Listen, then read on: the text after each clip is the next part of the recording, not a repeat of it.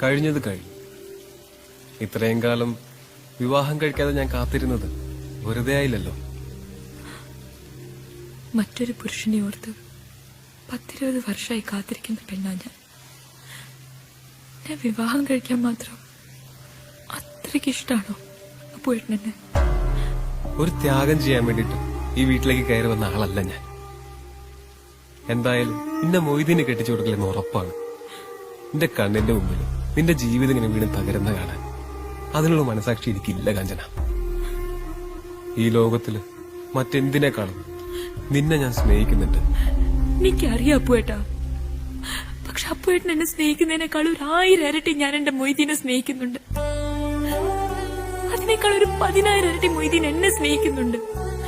എന്നെ നിർബന്ധിച്ച എന്റെ ശവത്തിലായിരിക്കും അപ്പുവേട്ട് താലികെട്ടുക. കാഞ്ചന, ഇനി 1000 വർഷം ഈ രാത്രി കിടന്ന് നരകിച്ച് മരിക്കേണ്ടി വന്നാലും എന്റെ മൊയ്തീന് വേണ്ടി ഞാനത് ചെയ്യും. കണ്ട കാലത്ര ഇതിനകത്ത് കഴിഞ്ഞത് മൊയ്തീനെ ഓർത്തു ഒറ്റ അക്ഷരങ്ങള് വായിച്ച എന്റെ മനസ്സ് മുറിച്ചു മാറ്റാൻ പറ്റുമോ അപ്പേട്ടന്? പറ. ലോകത്ത് ആർക്കെങ്കിലും കയ്യോ? പറ.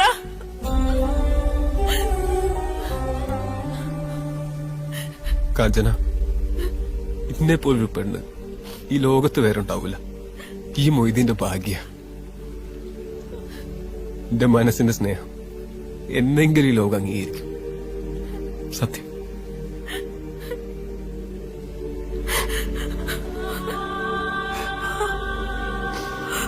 മാപ്പ്.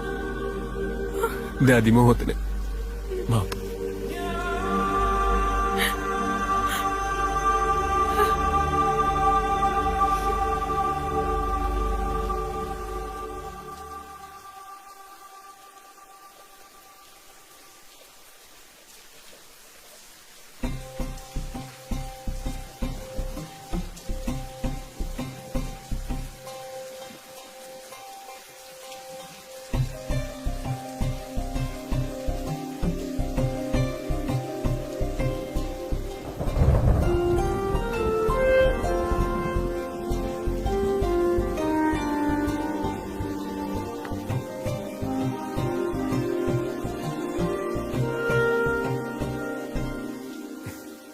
ഈയോ എന്താടാ ഇത്?